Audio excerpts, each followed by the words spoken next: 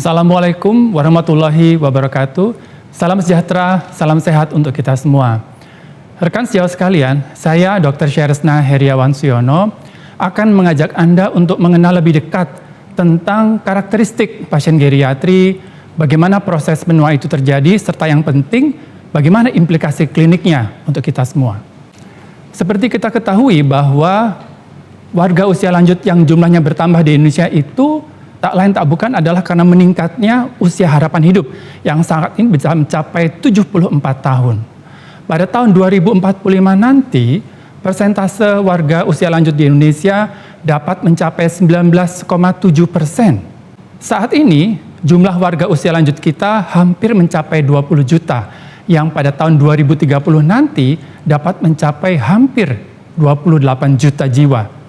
Nah, seiring dengan pertambahan usia tersebut, yang tentu saja juga menyebabkan perubahan fungsi sistem organ, akan terjadi berbagai perubahan, termasuk juga penurunan tingkat produktivitas, serta berpotensi untuk menimbulkan berbagai masalah di bidang kesehatan.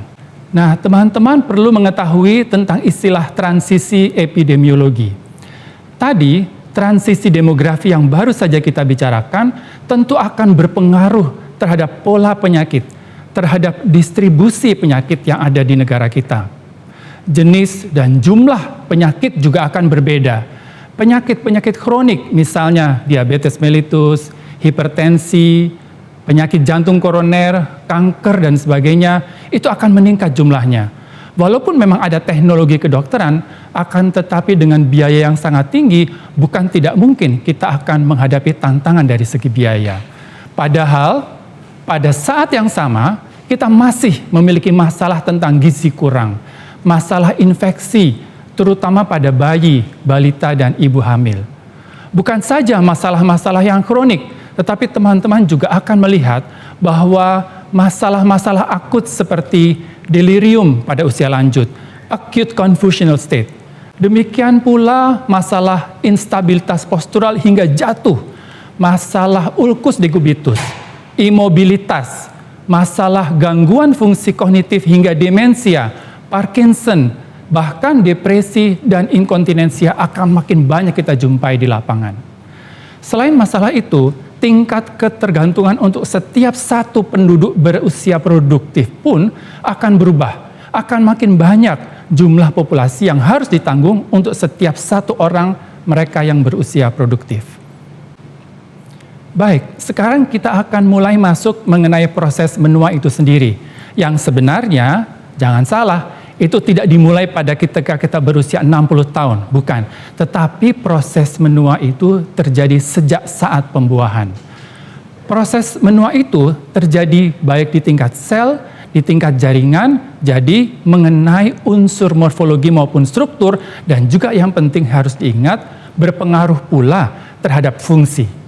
Proses menua itu sendiri sebenarnya kan merupakan akumulasi dari kerusakan yang terdapat pada sel meluas ke jaringan yang tentu saja akan meningkatkan risiko terjadinya penyakit dan juga kematian.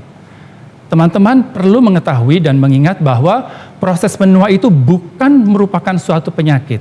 Proses menua merupakan suatu keadaan yang sifatnya natural, alamiah, proses yang begitu kompleks dengan melibatkan begitu banyak faktor. Faktor-faktor yang kita kenal dapat kita diferensiasi menjadi faktor internal dan juga faktor eksternal. Faktor internal itu adalah yang berhubungan dengan sintesis protein abnormal di setiap inti selnya. Protein menjadi penting karena merupakan bagian dari otot manusia yang nanti berpengaruh besar terhadap proses menua itu sendiri dengan implikasi kliniknya. Faktor internal tersebut juga antara lain adalah memendeknya telomer serta meningkatnya abundance dari jumlah radikal bebas yang ada di tubuh. Faktor eksternal bisa macam-macam penyebabnya. Ada polusi udara atau gaya hidup yang salah, kurang aktivitas, sedentary lifestyle, nutrisi yang tidak berimbang, kurangnya sosialisasi, serta adanya kebiasaan-kebiasaan buruk seperti misalnya merokok. Seperti kita ketahui, kita kenal istilah homeostasis, yang pada proses menua, khususnya di otot, kita kenal istilah proteostasis. Proteostasis tersebut, begini ceritanya. Bila di suatu otot bila di suatu struktur protein tertentu terjadi pembentukan protein yang salah dengan aktivitas proteosomal dari sistem proteostasis tersebut, tubuh kita mampu melaksanakan proses autofagi sehingga proses menua tersebut tidak terjadi. Hal tersebut yang banyak kita lihat ketika kita masih berusia muda, di mana proses penghambatan dari proses menua tersebut dapat terjadi. Akan tetapi, dengan meningkatnya usia, ketika terjadi penurunan kemampuan aktivitas proteosomal atau dengan kata lain hilangnya proteostasis tersebut, maka kemampuan tubuh untuk menghilangkan atau meremove dari protein sintesis yang abnormal tadi tidak dapat terjadi dengan sendirinya. Autofagi menjadi lumpuh sehingga proses menua tersebut berlanjut dari tingkat sel ketika jaringan struktural hingga menyebabkan perubahan fungsi yang telah kita bicarakan tadi sebelumnya. Mari sekarang kita tengok satu persatu dari sistem organ tubuh yang mengalami proses penuaan. Yang pertama, kita masuk proses menua pada sistem genitourinarius. Sekret vagina akan berkurang, sehingga lubrikasi menjadi berkurang, menjadi kering, dan populasi bakteri akan bertambah. Namun tidak selalu harus itu berarti infeksi saluran kemih. Perlu pemeriksaan lebih lanjut untuk memastikannya. Implikasi klinik yang lain tentu saja pada saat terjadi hubungan suami istri boleh saja akan timbul beberapa keluhan dan kemudian menimbulkan nyeri pada saat berhubungan tersebut. Otot dasar panggul yang juga akan mengecil karena massa otot berkurang bisa berpengaruh lebih lanjut pada proses berkemih. Mudah sekali muncul keluhan mengompol atau inkontinensia urin. Yang kita kenal ada beberapa tipe, ada stress incontinence, ada urge incontinence, serta functional incontinence. Pada pria, inkontinensia juga bisa terjadi, terutama jika ada benign prostatic hyperplasia yang menyebabkan overflow incontinence dan juga bisa terjadi overactive bladder. Pada sistem genitourinarius pada pria, masalah impotensi juga merupakan masalah klinik yang penting untuk disimak. Bagaimana dengan sistem neuropsikiatri? Kita mengetahui adanya atrofi cerebri yang belum tentu memberikan arti klinis yang penting. Kecepatan memproses informasi juga menurun. Daya ingat, terutama memory recall dan spatial memory, menurun. Hal tersebut berkaitan erat memang dengan beberapa perubahan struktural, misalnya perubahan morfologi dari mitokondria neuron. Bahkan juga terjadi kehilangan neuron. Kita mengetahui adanya aterosklerosis vaskular cerebri. Demikian pula adanya akumulasi dari beta amyloid di parenkim otak, akumulasi neurofibrillary tangles di neuron, serta cabang-cabang dendrit neuron yang mulai berkurang. Sinaps-sinaps jumlahnya juga berkurang, dan morfologi dari sinaps tersebut juga berubah.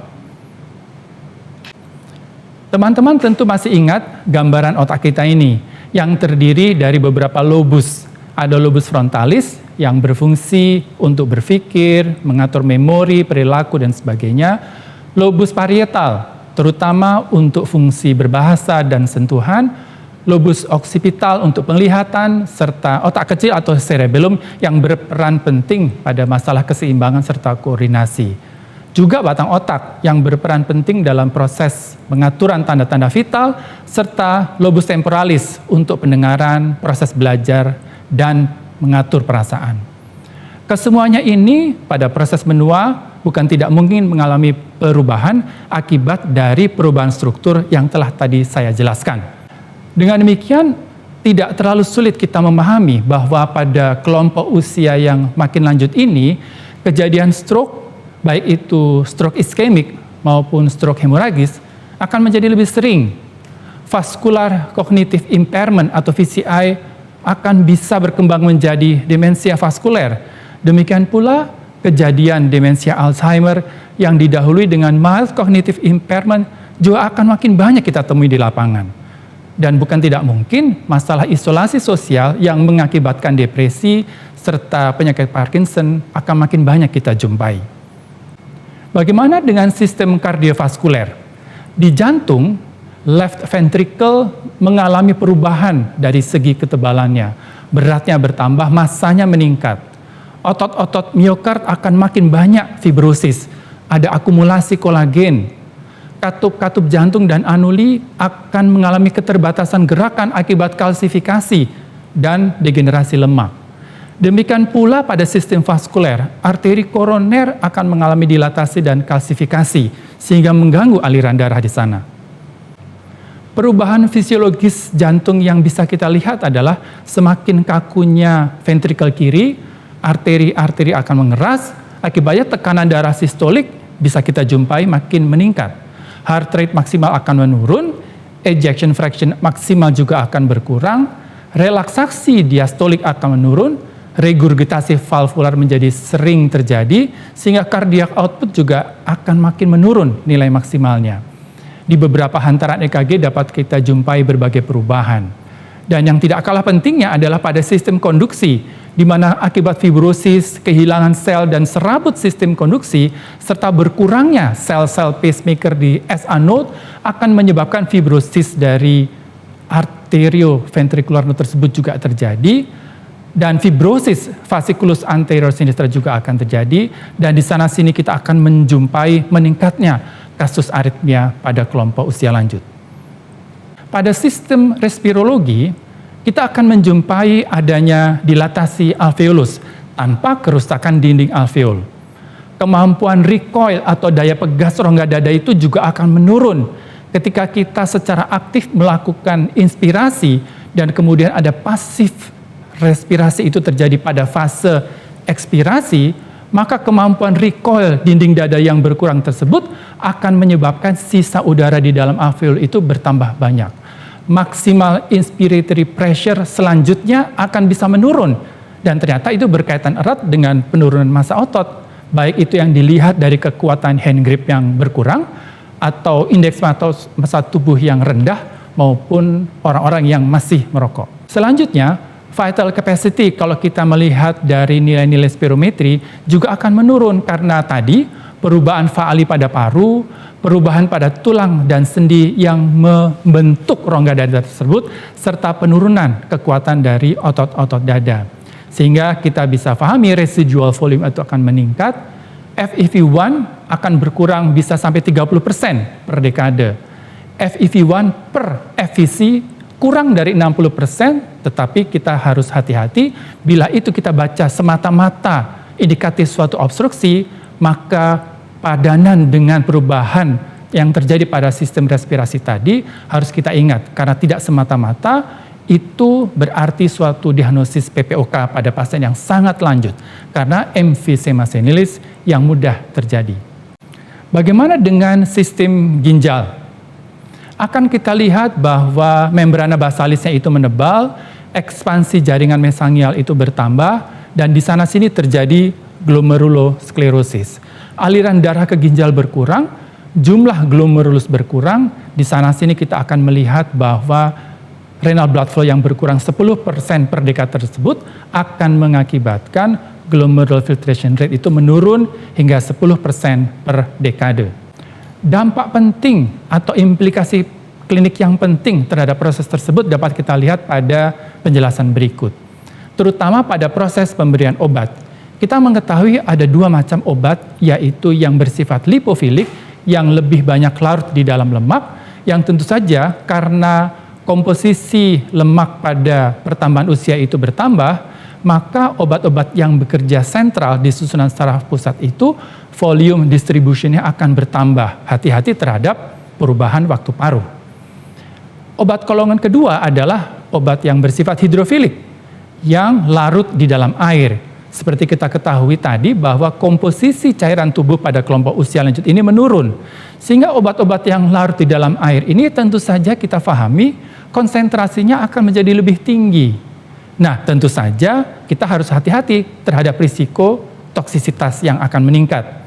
Di samping itu, obat-obat hidrofilik ini kan memiliki afinitas yang berbeda-beda terhadap albumin. Sedangkan kita ketahui bahwa kadar protein albumin di dalam tubuh mereka yang berusia lanjut ada potensial mengalami penurunan. Sehingga dengan demikian, obat-obat hidrofilik ini memiliki risiko untuk terjadinya meningkat konsentrasi bebasnya di plasma akan bertambah, sehingga risiko toksisitas juga akan meningkat. Nah, setelah obat tersebut dimetabolisme di hati, Di hati pun terjadi proses perubahan, di mana proses metabolisme obat yang mengalami oksidasi bisa mengalami penurunan, sehingga dengan demikian obat tersebut yang tidak dimetabolisme akan meningkatkan risiko terjadinya toksisitas pula, kecuali jika obat tersebut mengalami metabolisme lewat jalur konjugasi yang tidak mengalami perubahan. Setelah mengalami proses metabolisme, obat tersebut harus diekskresi lewat ginjal yang membutuhkan cairan tubuh. Kita juga mengetahui tadi pada penjelasan sebelumnya bahwa fungsi ginjal mengalami penurunan filtrasi. Kemampuan untuk memproses ekskresi juga tentu akan mengalami proses penurunan, sehingga hasil akhir dari metabolisme obat dan masuknya obat dalam tubuh manusia yang berusia lanjut tadi ada potensi terjadinya akumulasi yang tentu saja implikasi kliniknya kita harus berhati-hati dalam menetapkan dosis obat yang kita berikan pada populasi usia lanjut. Bagaimana dengan sistem muskuloskeletal? Kita mengetahui bahwa setelah usia 50 tahun akan terjadi kehilangan massa otot antara 1 hingga 2% per tahun. Lebih lanjut akan terjadi kehilangan dengan semakin tuanya usia seseorang hingga 3 bahkan 4% per tahun. Hal tersebut menyebabkan apa yang kita kenal dengan sarkopenia, yakni berkurangnya massa otot, yang tentu saja dapat menyebabkan kelemahan yang kita sebut sebagai dinapenia. Sebenarnya tidak hanya pada otot, pada kartilago, pada tendon, pada ligamen juga terjadi perubahan. Kita ketahui bahwa komposisi cairan tubuh yang berkurang tentu juga akan berpengaruh terhadap ketiga masalah di muskuloskeletal tadi. Perubahan pada kartilago, tendon, dan ligamen tersebut tentu saja akan berpengaruh juga terhadap range of motion atau lingkup gerak sendi yang akan mengalami penurunan. Demikian pula, insiden terjadinya osteoartrosis akan meningkat seiring dengan peningkatan jumlah warga usia lanjut. Ini adalah gambar contoh yang teman-teman dapat simak. Yang sebelah kiri atas adalah fraktur pada neck of femur. Osteoporosis juga merupakan suatu isu penting pada kelompok usia lanjut ini. Pada gambar di kanan bawah, teman-teman dapat melihat bahwa osteoartrosis pada artikulasi koksea yang lanjut dapat menyebabkan hampir terjadi penyatuan sendi, artrodesis, yang tentu ini akan menyebabkan rasa nyeri dan gangguan dalam proses mobilisasi warga usia lanjut. Di gambar ini, teman-teman dapat melihat perbedaan antara sendi lutut yang masih sehat dengan celah sendi yang masih cukup lebar dengan yang telah mengalami osteoartrosis, di mana celah sendi ikut mengalami penyempitan sehingga tentu saja bisa menimbulkan nyeri dan gangguan pada proses pergerakan. Dan ini yang kita kenal sebagai menurunnya range of motion atau menurunnya lingkup gerak sendi.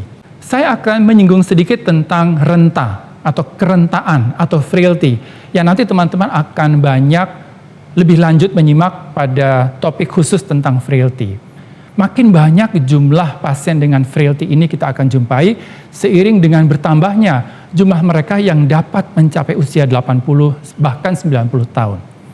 Ternyata ini berhubungan dengan meningkatnya kadar kortisol yang semakin tinggi, toleransi glukosa yang menurun, serta adanya hiperaktivitas dari mikroglia. Tak pelak juga adanya peran fungsi sitokin inflamasi, apakah itu interleukin 6, TNF-alfa maupun CRP. Ini yang kita kenal berhubungan erat dengan masalah sarkopenia yang tadi telah kita singgung sebentar.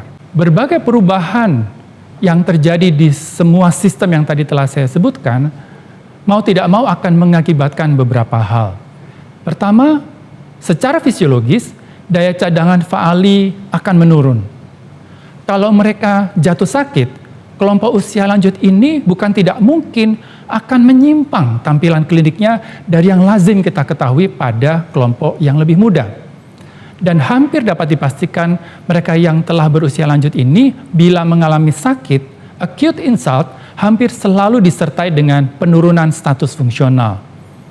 Jarang mereka berpenyakit tunggal.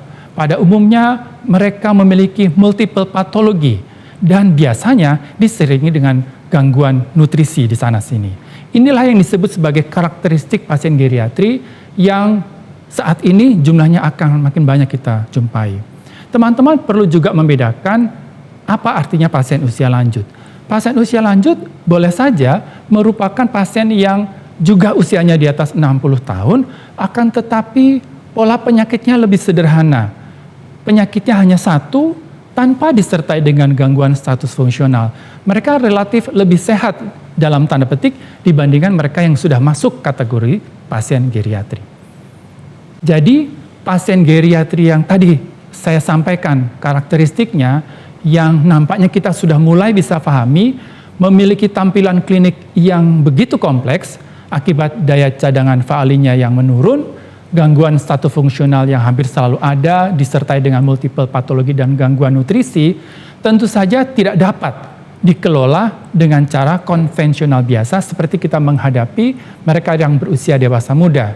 Dibutuhkan suatu pendekatan khusus yang kita sebut sebagai comprehensive geriatric assessment atau pendekatan paripurna pasien geriatri yang nanti akan saya bahas dalam video-video berikutnya.